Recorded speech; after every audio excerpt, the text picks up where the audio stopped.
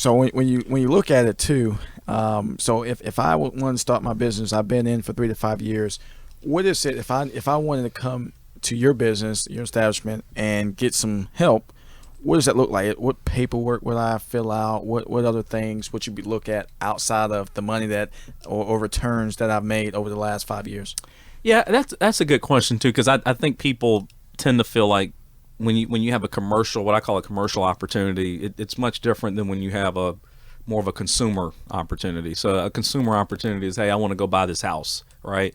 And you got to fill out a stack of paperwork like this, and the bank wants to see all this stuff.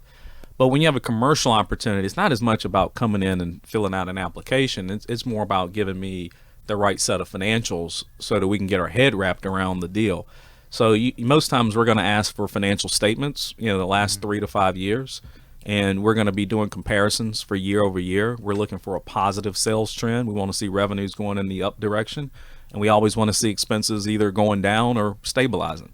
And then we're looking to see if net profit, that's money left over after all expenses have been paid, that number needs to be growing over time, because we also want to make sure we can understand the repayment strategy. So if I give you $1 million, I also need to know what's your strategy for some kind of way paying that back.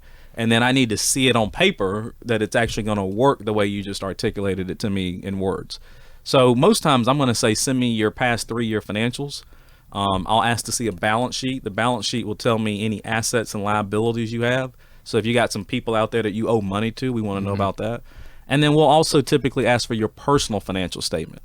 So I want to see personally how much liquidity you have. So how much cash do you have in the bank?